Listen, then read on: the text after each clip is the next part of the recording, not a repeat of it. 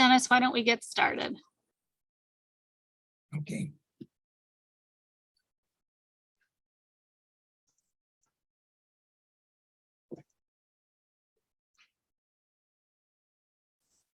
Good afternoon, I'm Dennis Galucki, and welcome to the 480th Imagine Greater Buffalo program and our 101st virtual Imagine lecture hosted by our wonderful Buffalo and Erie County Public Library.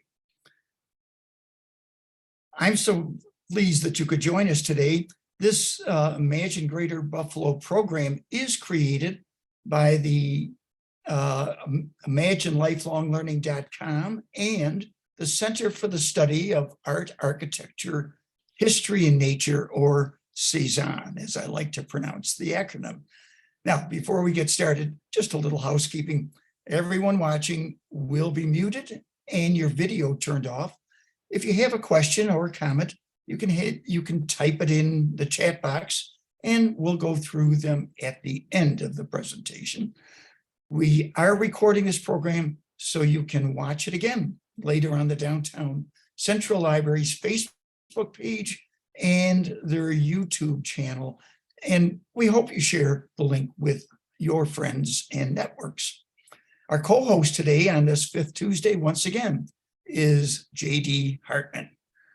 Now, on to our featured speaker, Dr. Gerald Mead, Jr.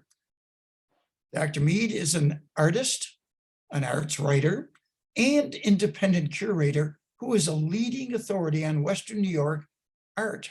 He has lectured at Cambridge University and Chautauqua Institution, recently retired from a 35-year career as an educator and curator at SUNY Buffalo State College, and serves on committees of several arts organizations in the region, including the Buffalo Arts Commission.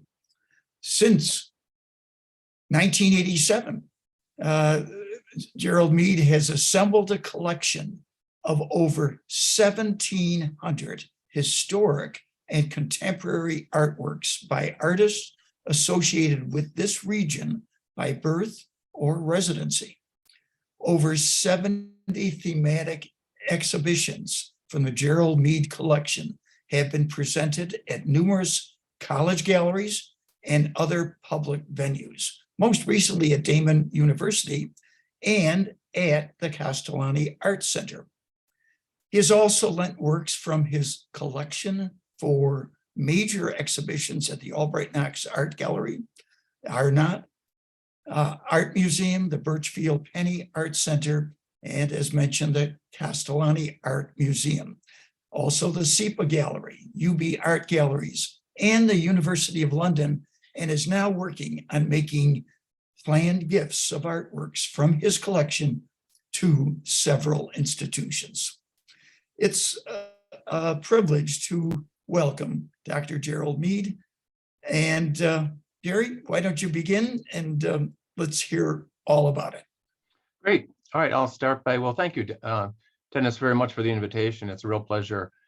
In organizing an exhibition or a presentation like this, it's amazing how you, it takes you down the rabbit hole and you do research and find out things that you hadn't known, and it really kind of adds added value to your collection and your knowledge of it. So well, I'll start off, what is the Gerald Mead collection? And you referred to it, and it's a collection, it's a private collection, over 1,700 works by over probably about 1,400 artists with Western New York connections. So meaning that they taught here, went to school here, were born here. Just to give you a little bit of a historic parameters for that, the oldest piece I have is by George Merritt Clark. That's from 1880. It's a watercolor. He was a founder of the Bohemian Sketch Club. One of the most recent pieces is by Mackenzie Julius Caesar. This painting from 2022, just this year, and he is currently having a solo exhibition at the Haitian Heritage Museum as part of Art Basel in Miami. So the exhibition that we're referring to and that's on view right now is called Passion, Patronage, Gifts from the Gerald Mead Collection. And it's currently on view at the Castellani Art Museum at Niagara University. It's an exhibition that has a number of components to it. Here's a installation shot of the exhibition. It's in this one of the second largest gallery in the museum. And the exhibition has a couple of components. The first component is work that I have previously donated to the museum. So since 1997, I've been either donating or purchasing work for the museum to make meaningful additions by artists that perhaps they don't have work by, or that adds to and enhances what they already have by a particular artist. So that is a core of the exhibition, is works that have already previously been gifted to the museum. So I'm going to take you through kind of a rapid fire view of a number of the works that are in the exhibition, and then put them into context with why they were given to the collection, why they were important, and how they were selected. So as far as previous gifts, the work you see on the right is a print by Robert Longo. He was one of the founders of Hall Walls, went to Buffalo State College. The work on the left is the one that is in the museum's collection. They have a number of Robert Longos, and it's part of his Men in the City series, very iconic body of work by him that he did in the 1980s. The one that I'm giving them is a print called The Entertainer, and it features David Byrne of the Talking Heads. And when I show this in a lecture, or in a tour rather, I point out that that shaft of light actually is ink that has diamond dust in it, so it has kind of a shimmer to it. This is Albert Paley. Albert Paley is connected through RIT and also SUNY Brockport, a living artist living in Rochester and working in Rochester. This also features a bit of an aspect of my collection in that I'm acquiring smaller, more moderate sized pieces. So clearly on the left, that's him in front of one of his large pieces that was installed in New York on Park Avenue. And on the right is a steel molded steel paperweight, which is actually only about 8 inches tall. But again, it's a way to have a work by a significant artist, which is more moderate in size, and I can actually have more of them in my home. These are two works. Now, the Castellani Art Museum has a wonderful, enviable collection of images of Niagara Falls, including prints that were given by Dr. Charles Rand Penny. These are two paintings by two artists affiliated with the Buffalo Society of Artists. On the left is Kathy Schifano, an artist who lives in Grand Island, and that is an homage that she's done to the painting style of Wolf Kahn, who had a solo exhibition at the Castellani several years ago. On the right is Connie Minnecke, lives in this area and in Florida, and was a past president of the Buffalo Society of Artists. Her view of Niagara Falls here, with these triangulations, these triangular forms, shows the sort of mystical, spiritual nature of the falls. Now, Beverly Pepper, not a West New York artist. The majority of my collection, the vast majority, is West New York artists. This is a piece, the print on the left, that I actually purchased for the museum. You may be familiar with Beverly Pepper because she has a large sculptural work in front of the South Campus station of the NFTA in the bus loop. On the right is the work that was in the Castellani's collection, this sculpture, and on the left is a print that's an etching and also a collage, and it has the semblance of being steel or metal. On the right, that is Corten steel, and that's intended to rust and then acquire that patina over time. Now, Jenny Holzer, major artist, was not represented in the Castellani's collection. She's known for working with phrases and words and text. In the upper left, you're seeing an installation that was done in New York City. On the bottom is a small multiple that was done. She had an exhibition at the Albright Knox Art Gallery. Most notably, she was the U.S. artist selected for the American Pavilion. And that was in, let's see here, that was in 1990, and that was organized by Michael Opping, who was the curator at the Albright Knox at the time. On the right is the work that I gave them, and it's an edition crystal bowl. You can see the text on there. To change it quickly, use what is dominant in a culture. It can also be read the other way around. Use what is dominant in a culture to change it quickly. So that was a piece that they were very pleased to get for the collection. This is a piece of my own that I gifted to the museum back in 2003. And this was given in honor of Sandra Olson, who was the founding director of the museum, and she was retiring. It's a small assemblage only about maybe 12 inches tall, and it's made from a found object. That's a foundry pattern that would references the industrial heritage of the falls, and then a small image of Niagara Falls, a postcard, and then you have some fiber there, some threads to suggest the, the cascade of the falls. My background is in textile design from Buffalo State College, and often my own work has textile or fiber incorporated into it. Now, the bulk of the exhibition is what's called a promise, bequest, gift. So I have been, over time, as was mentioned in the introduction, have organized over 70 exhibitions from my collection. And I've done that to share work at places like colleges or universities or community centers where they wouldn't necessarily have access to have an exhibition of work from a museum or a public institution.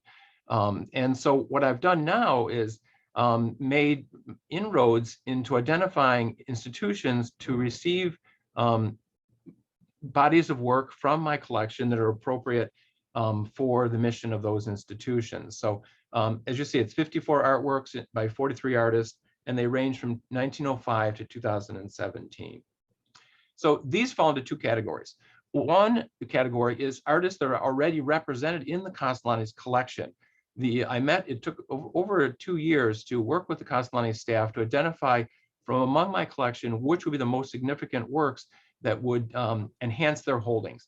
And in some instances, it may be by an earlier artist, by an earlier period of their work, or in a different media.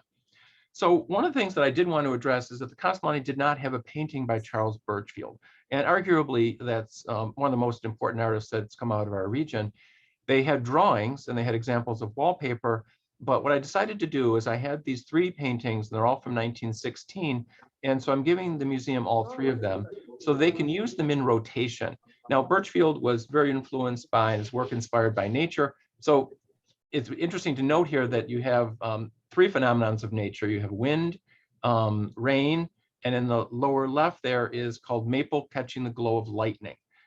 So the reason for giving them all 3 is that they can then use them in rotation. They have a historic gallery that normally begins your sort of tour as you go through the museum. And so they can actually have them up, and then the other 2 can rest in between. This is a work by Marion Fowler and Hollis Frampton, a husband and wife. It's a collaboration. Marion Fowler, photographer, and Hollis Frampton, a filmmaker, both affiliated with UB at a time, both now deceased. This collaboration is an homage to Edward Muybridge, who did a series called Animal Locomotion. And so they decided to do their take on it, which they called vegetable locomotion. And this is a real iconic piece by them. When I acquire work, often it's only one work by an artist, and I look for the work that is the most kind of emblematic of their career. Now, Josh Iguchi was an MFA grad of UB, one of the directors of Big Orbit Gallery. He's now in New York. And his work all has a religious theme to it, and he's used himself as the model for these. Now, these both obviously refer to religion. One of the things that I worked with and the staff is to kind of identify what works were likely to be used by the museum in exhibitions. And these 2 works, after being in my exhibition, will move into an exhibition that's organized, co-organized with the religion department at Niagara University. So Elizabeth Murray. Elizabeth Murray really spent a relatively short time in Western New York. She actually taught at Rosary Hill College for a couple of years, but notably, her first solo exhibition was here in Buffalo, was on Bryan Street in a gallery. And she went on to a very accomplished career. On the left, work you're seeing is work on paper that was owned by the museum. That particular piece is a drawing from 1988. And I'm giving them on the right a print from 1998, which is called Charlotte. So Ed Reinhardt is an artist that is most well known for doing mostly nearly all black or blue images, paintings, prints. On the left is a print by him. And what may appear to be a black or gray square is really actually 9 different shades of gray or black. What I'm giving them is on the right. Now, Ed Reinhardt was born in Buffalo. People may not know that. On the right is an example of the graphic work that he's done. And he's done a history of art, And this particular piece there is that refers to of a young mandala of an artist. Milton Rogovin may be familiar to you. Milton Rogovin, an activist, social photographer. They had a couple of works of his in the collection, but they did not have an example of his Working People series. And that's where he photographed people in their employ in the steel mill on the left, and then at home on the right. It's an unusual one because it has an action shot in the middle of it. I've put an image on the bottom there because if you look closely, you can identify that is the South Campus station of the NFTA. And you can see that the third image over is this image here that was selected with Milton to be in the subway station as public art. Susan Rothenberg represented, part of my rationale was also some artists were represented in the Albright and the Birchfield, but not in the Castellani. And so this enhances their holdings. On the left are two prints that they had in their collection. On the right is one that I'm giving. It's called The Conductor, and it was done for the Lincoln Center as part of a fine print program. Christy Rupp, environmentalist, a ecology interested artist. On the upper left, what you're seeing is called Life in a Landfill, and it's a sculpture used with newspaper. However, she was, and that's what they had representing her in the collection. What I wanted her work primarily deals with animals. And so I'm giving them the fish on the bottom, which is called Acid Rain Brook Trout Backbone Exposed. And then the print on the upper right, which has the frog in it. And you see where that fish kind of fits in. The nice thing that a development is that another collector, after seeing my donation, is donating 2 more of the fish. So this is Cindy Sherman, extremely well-known, internationally recognized photographer, went to Buffalo State College. I'm giving them 2 pieces for series that they don't have represented. And on the left is the untitled film still. It's her walking under the World Trade Center, part of her series that she did in the mid-70s. And the right is her in what is referred to as the fairy tale series. So they have about 4 or 5 works by Cindy Sherman. This adds 2 more to their collection. Ellen Carey was an early artist that was involved with SEPA Gallery. They had the self-portrait on the left. I'm giving on the right, which is a color work by her, and it's a photolithograph, which is also a self-portrait. Ralston Crawford, and again, extremely significant artist. The Castellani had the painting on the left. What I'm giving them is the print on the right, which is work on paper. It's a print from the 1950s.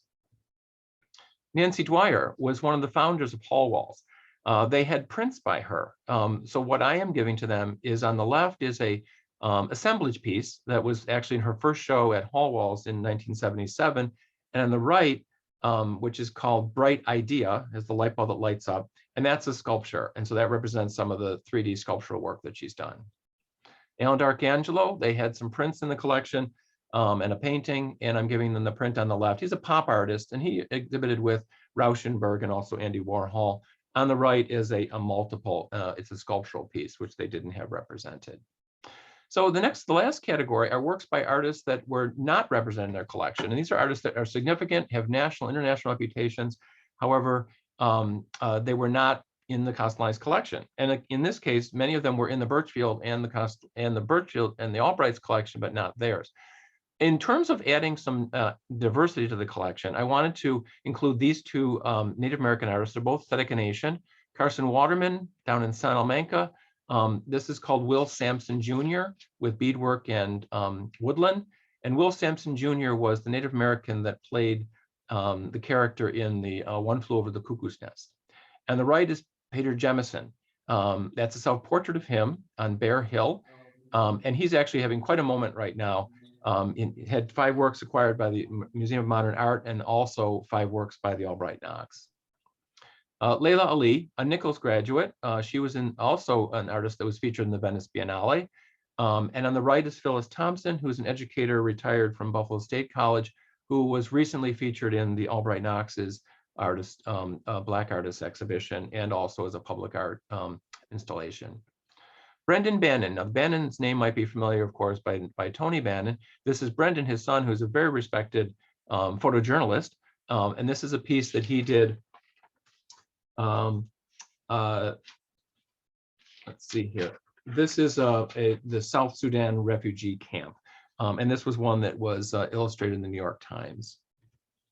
Diane Bertolo was the only one of the Hall Walls founders that they did not have in their collection. There are 6 founders of Hall Walls. And so I'm giving this piece by her, which is called, let's see here. This is called Making Time, October 2012. It's a symbolic representation of a calendar. So if you look on the left, you see all the months, and on the right is October. I purchased this from a Hall Walls auction for the museum. Harvey Breverman, a distinguished professor from UB, now retired, and he's represented in so many different, over 200 collections across the United States and abroad, but he was not in the collection of the museum. So this is a portfolio he did, and he would often do sketches of people, literary figures. You're seeing Carl Dennis on the upper left there, you may recognize. And then with the title page from the portfolio, that's a self-portrait of Harvey Breverman. Philip Burke lives in Niagara Falls, illustrator. Rock and Roll Hall of Fame gave him a solo exhibition retrospective. It's a piece that he did of Henry Kissinger, and was able to find the reference of where that was actually illustrated when it was commissioned for Vanity Fair magazine. Wendell Castle, the father of art furniture. This small piece here, this stack laminated carved wood mirror. And I've put the image on the right there so you can see the process by which he uses. He was a faculty member at Rochester Institute of Technology. Hollis Frampton, media art pioneer. It may seem kind of odd. This is the piece that traveled to London. On the right, his friend James Rosenquist asked him to photograph spaghetti, which he needed to use as a reference for a mural that you're seeing on the left that's in MoMA's collection. And on the upper left is a print that was made from that image. You can find a detail of it if you look really close. Julian Montague, a designer, photographer, who did a whole study of stray shopping carts. So this phenomena where you see things that are, in the corner of the parking lot or in someone's yard or in the creek. And I gave them this piece over here on the right because it's the cover of the book that was done of that series. Eugene Spiker, I didn't realize how important he was until I saw his work hang at the Whitney and realized that it probably should go to a museum. So the piece that you see on the left, the flowers, he was known for portraits and also still life. The piece you're seeing on the left is in the Whitney's collection. Martha Visitoff just had a solo exhibition at the Birchfield Penny. On the right is a stage set she did for a play that was done at the Philharmonic, and the left is the Birchfield's piece. And I want to end with Alex Jean Fournier. He was the Barbizon artist of East Aurora, spent years in the Roycroft. And on the left, you're seeing the murals that he did in the inn that were of the great cities and temples of the world. And he decided that East Aurora should be included in as part of that. So the painting that I have on the left, it's the oldest one in the exhibition, and that's from 1905. Well, that's my rapid fire view of that. And thank you for your patience and paying attention. Well, Jerry, that was outstanding. I'm trying to think of any other overview of, whoops, here, we'll get that. I'm trying to think of any other overview that would help us in Western New York, Buffalo, Greater Buffalo, understand its role in the 20th century, certainly, and now 21st century, of artists either coming from here, identified with Buffalo, other than this collection. When I first heard you give it as a tour of your current exhibit at the Castellani, I recorded it, so that's on our Internet Archives audio. But I hope this 20 minutes. Can you think of any other time that the overview like this has been made available to people that live here beyond?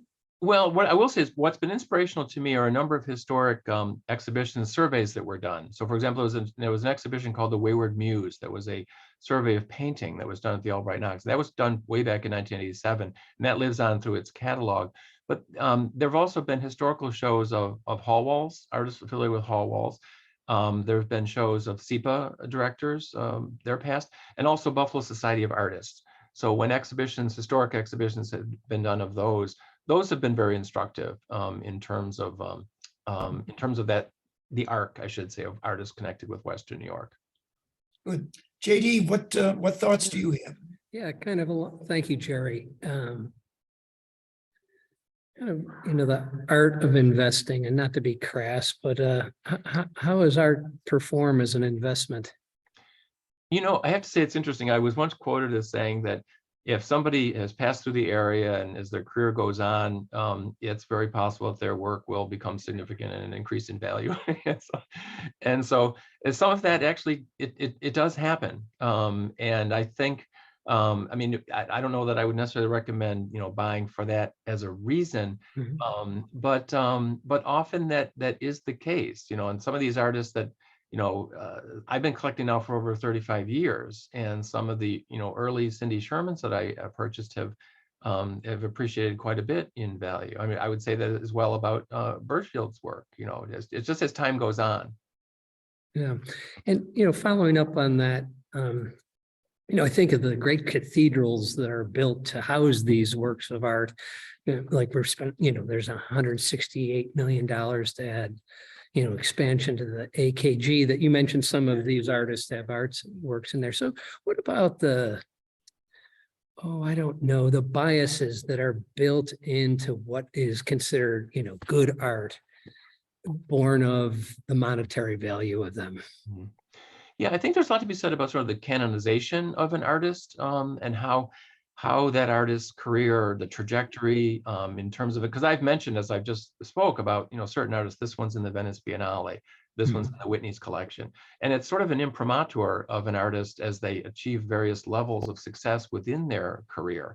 And that's really kind of a trickle down from, commercial galleries, being in public institutions, being in public collections, being included in major exhibitions that mark different eras or periods of art history.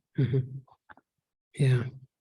Well, thank you. I urge everyone, if they can, to get up to the Castellani in general, but also to see your works. And I think one of my favorites is Philip Burke's Kissinger. I love that piece.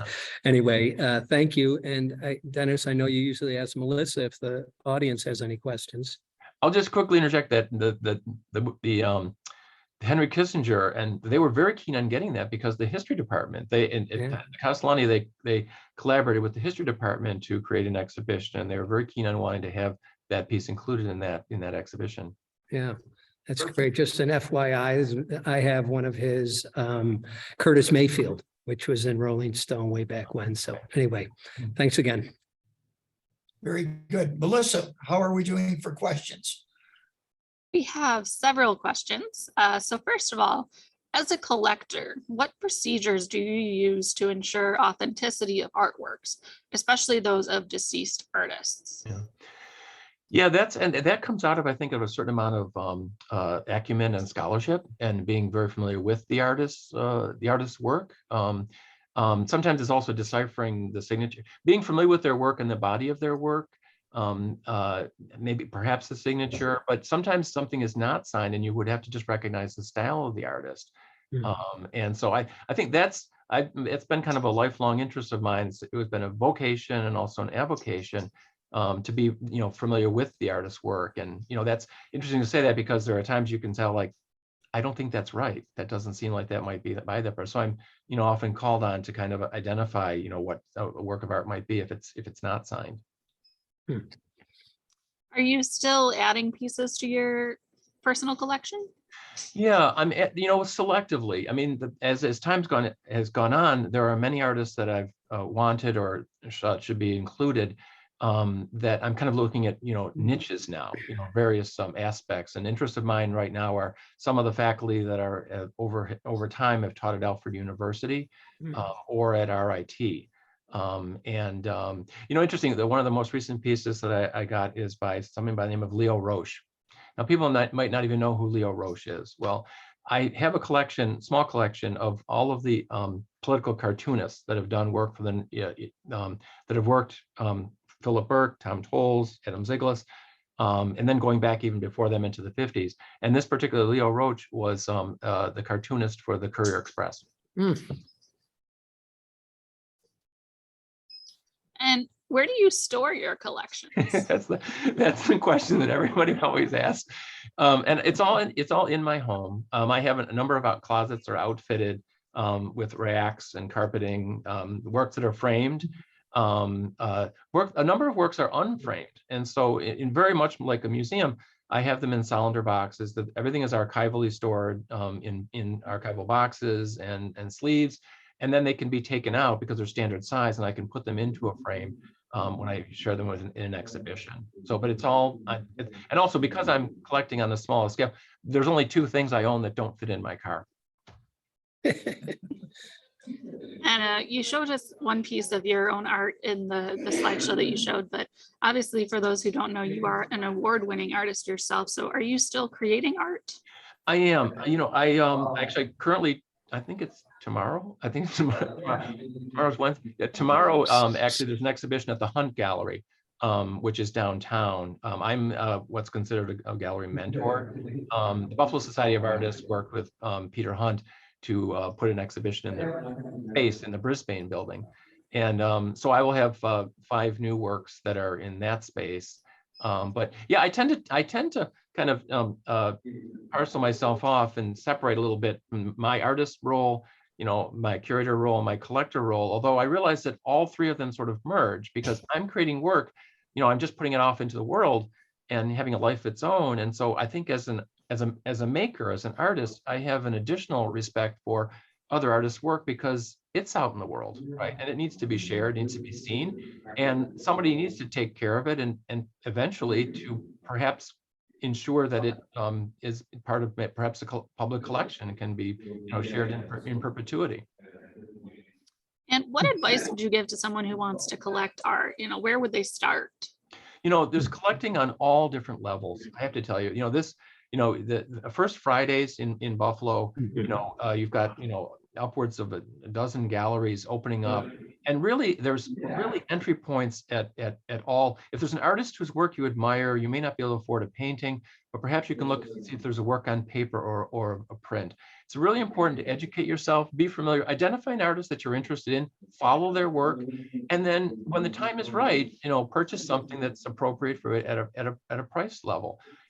Take note of members exhibitions, Hall Walls and SEPA, the Buffalo Society of Artists, which gives you a really broad range of the art that's being made in the area by artists and also by artists that perhaps have left but are sending work back in to participate in those exhibitions.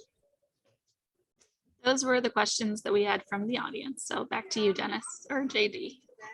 Thank you, Melissa. JD, somebody may be talking in the background. You might just turn the audio off like that.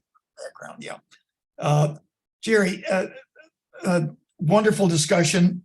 Try to keep this to the half hour, but I'm curious, is there a moment in time and that inspires you to go down this direction? The teaching, the awareness, and then the collecting influences on that. Brief sketch of that, if you could. Well, I think, my mother was an artist. And so I grew up in a house that was surrounded by her artwork. And there was always art, on view all the time. She also swapped out and exchanged, there were seasonal pictures. The winter picture got put up and taken down, and then the fall picture got put up. So, I always grew up in art, surrounded by art. I was also, as a curator at the Birchfield Penny, I was inspired by Charles Birchfield. And also by Charles Rand Penny, who was the major collector. And so Charlie Penny was acquiring work. He had 100 different collections. And I remember thinking that, well, I don't really consider myself a collector until I have 100 pieces. I can't really, I don't know if how I stand up to, Charlie's collection. But in terms of, my mentors and really inspirations are, Seymour Knox, Armin Kaslany, and Charles Rand Penny. And they were people who were collecting work for the public good and making sure that work could be enjoyed by many, privately acquired, privately enjoyed, but with an ultimate goal that it be public. And so, that became sort of an additional goal of mine. I mean, my collecting started with minor purchases and also trades with other fellow artists, right? I like to say, like, an artist is their own largest they have the largest collection of their own work, right? So that's been a benefit because I've been able to have work by other artists and then they have my work, right? And that's been a nice kind of collegial kind of exchange. And then it took on a public role when I was asked in 2002 by John Massier to have an exhibition. He called it The Invisible Archives. And he was at my home for dinner, and he saw my work, and he said, no one, unless they have dinner at your house, they're never going to see this artwork, right? And so he mounted an exhibition at Hall Walls. And someone showed up, one of the artists, and they said, this is the first time I've been in an exhibition. I didn't have to submit the work. I didn't have to deliver it. You just called me up and said, you're going to be in this exhibition. And there was another artist, an older artist who hadn't been making work in years, who was really honored and pleased that something of his that he created in the 70s was hanging in the gallery. It's kind of new recognition. So I saw that this is a real function that a public function that my collection can serve, right? And so then as the collecting went on, it became for a personal interest, but how are these things important? Maybe bringing work back to the area that's been left if I purchase it at an auction, or kind of reviving, the attention or recognition of an artist who may just be forgotten, right? And so that's, been an impetus and a couple of, different tracks for me. Wow. Well, Jerry, in some small way, this is my work of art to create a platform, the Imagine series, to have people tell their stories so that we document this period of time for the last 13th years. Next month, December, we'll celebrate the 13th anniversary of the Imagine Greater Buffalo program. What a wonderful way to do this, JD. I'm glad it worked out that we could get this in while the exhibit is still in. There are catalogs that are wonderful catalogs at the Castellani. This is my channel 17. Please, I was going to show mine as well, but I have one too. We're all set. And repeat that date. It's up for another couple of weeks, isn't it, Jerry? Yeah, it's up through December 18th, and the gallery hours they're open late on Thursday, so from 1 to 7 on Thursday, and then Friday through Sunday from 11 to 5. So yeah, it's up through the 18th, and yes, there are catalogs there that are free to take. We had them through very generous patrons of the catalog. We're able to print that in addition of 1,000, and so there are catalogs that people can take if they come see the exhibition. Make sure they don't throw them out. They'll become valuable themselves. It's part of my collection. And you can even sign if you want like that, and off they go. But again, I mentioned Jerry walked around for well over an hour, stopping at each one of the paintings and giving a little background on it, some of the sculptures. And that audio of that is on Internet Archives. Just go to, go to Internet Archives and look for the Imagine series, and you'll, under C-SAAHN, you'll see that all over 1,200 recordings on that. So it's done, about a month ago or so. What else? How else can we wrap this up other than to say thank you, to say thanks all the folks that participate in this. It's that season of giving, and a nice reminder that this is Giving Tuesday. So I'll mention to your favorite charities, causes, cultural organizations, including the Buffalo and Erie County Public Library. They have a foundation, and you might consider them. That helps support this program, obviously. But I am very thankful that you folks tune in and week out, some regularly, some from time to time. Please mention it to others. We hope to, hopefully see you next Tuesday, December 6th, as we close out 2022 with Beth Tinsman Gosh. Now, from the Western New York Foundation, And the speech will be on supporting the arts and cultural sector, a history, an update, and the future. I'm Dennis Galucki. Be well and good day.